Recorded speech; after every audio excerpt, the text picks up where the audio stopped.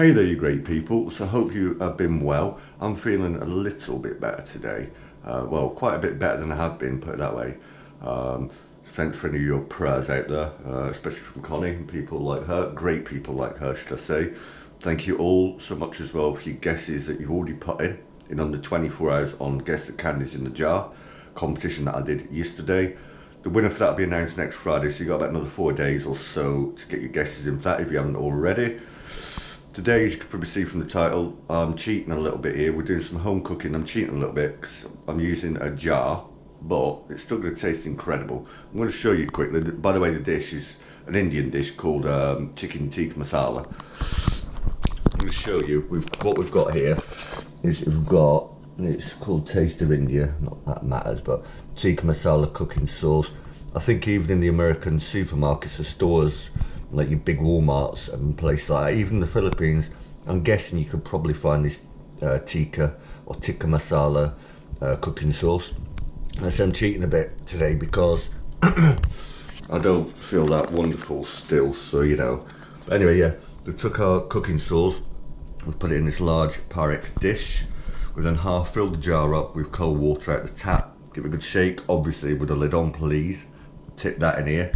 Then we've got about 10 of these quite large plum tomatoes, and we've used a knife down the core there to cut them in half, then half again. Pop them in here. Then I've got a very large bag here in my fridge of this coriander, a really big bag. In America, obviously cilantro, whatever you want to call it. I've chopped up, you know, pinch, decent amount, about a tablespoon or two of that.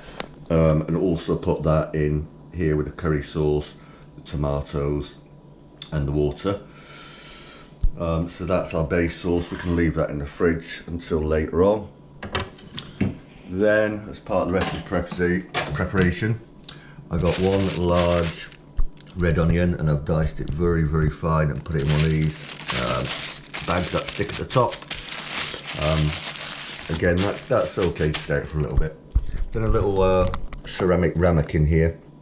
I've got 1.5 quite large, probably about 4-inch jalapenos, chopped them up quite fine, and in there as well, mixed in, you can probably see it, is about a teaspoon of garlic as well. As I said, for this chicken tikka masala, we're going to be using 2 chicken breasts. I've already got one cooked, I'll be adding later. This one is a fresh one.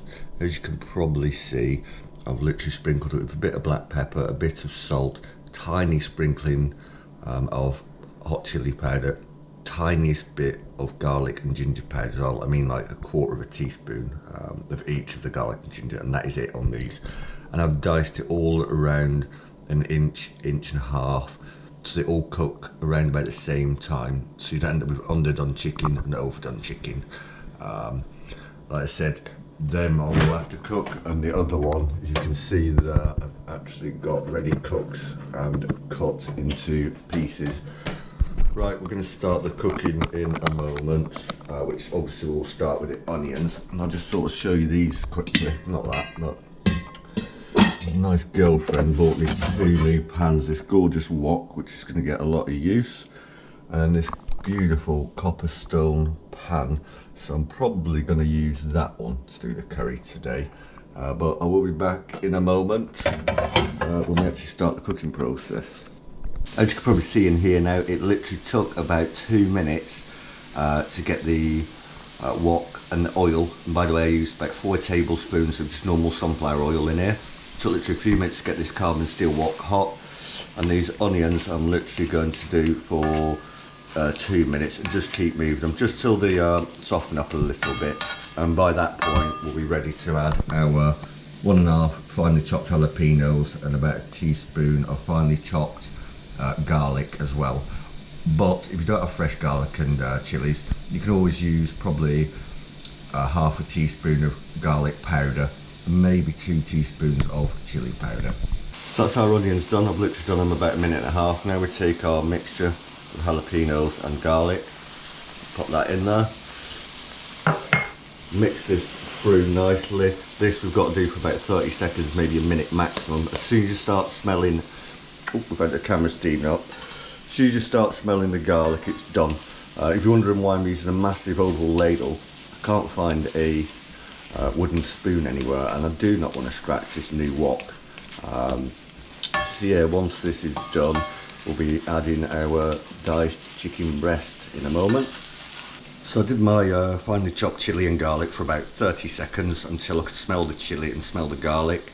By then I know it's done. I've just added this diced chicken breast, which I said I've cut into about 1 1/4 inch, 1.5 inch cubes, with tiny bit of salt and pepper on, ginger powder, garlic powder, and also a little bit of chilli powder. We'll keep turning these in the wok until literally probably about 5 minutes on a medium, until the chicken goes white all around the edges. Doesn't matter, it's still a bit raw in the middle, because remember, the chicken staying in the pan when we add all that liquid, which are going to simmer for quite a little while. But once this chicken is done, I will be on the final stages of this dish.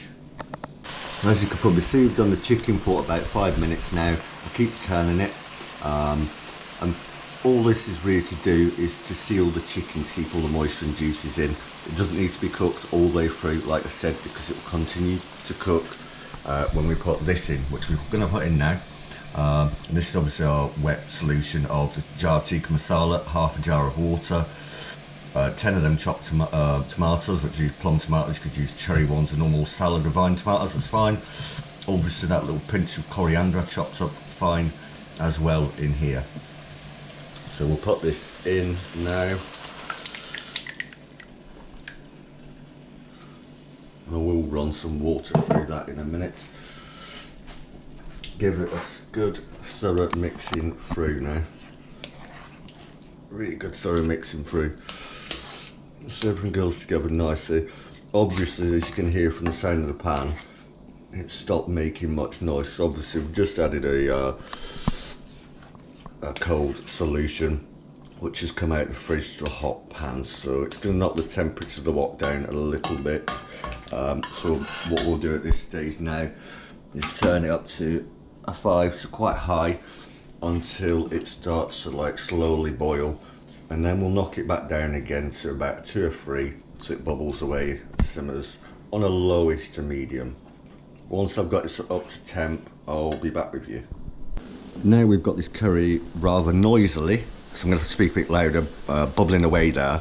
When we get to that stage, it's bubbling away quite decently. We're going to turn it down to about I'd say about 2, and at this point now I'm going to add my pre-cooked chicken. The reason I've done 1 pre-cooked chicken and 1 from raw is because I buggered up with the defrosting. But yeah, now I've turned this down to 2.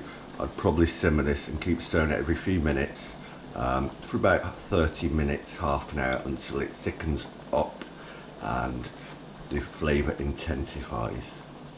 I'll come back to you at the point I'm almost ready to serve. As you can see, now on about a 30-minute simmer on 3 out of 6 on the electric top here, this Tikka Masala is done. We were about up here somewhere, so I've probably reduced it down about 30%. The heat is actually completely off now, and I'm not going to try and tell you what to serve this with, because it's entirely your choice. I know people that will literally do steak cut chips, or thick oven chips in the oven, and pour some curry over the top. Some people like rice. You know, each to your own, to be honest. I'm not going to try and tell you, you choose that part. I know what I'm going to do. Like I said, I'm not feeling great still, so I am cheating a little bit. That's why I've used a jar. I'm going to serve this with this pouch of spicy Mexican rice. With this, all you do is squeeze, open the top up by about 1 inch, put it in the microwave for 2 minutes, that's it. And then I'm going to also have these on the side, which are garlic and coriander naan breads. These you take out the packaging, you wet both sides with cold water out the tap, put them straight on into your oven. Just, it doesn't even need to go on a baking tray, just on the oven shelves for about 6 or 7 minutes, and that is it. That's how I'm going to serve them anyway. I hope you enjoyed this home cooking video, even though I cheated a little bit with the jar.